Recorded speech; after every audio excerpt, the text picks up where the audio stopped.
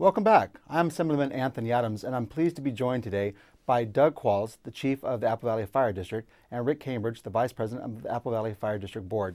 Welcome, gentlemen. Thank you. Thank you, Anthony. So what brings you to Sacramento?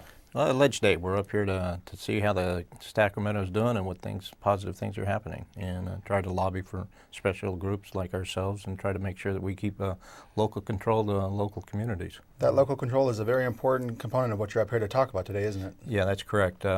We feel that we can perform better services for our community if we're able to direct our own dollars and direct our own philosophies and procedures within our own community.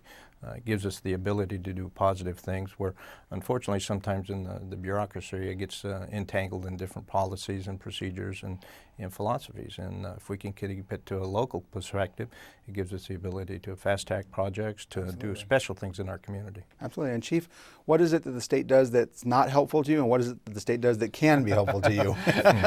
Well, yeah, it's almost the same answer.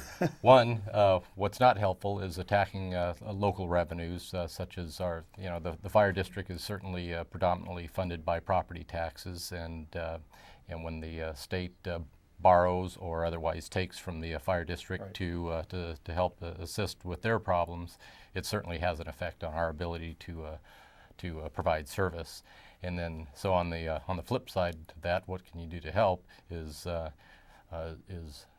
don't do that. And one of the things that we're really here to advocate is don't suspend the provisions of Prop 1A and further attack local government's ability to. Now, you're trying to serve a very large area. How many square miles is the fire district's area?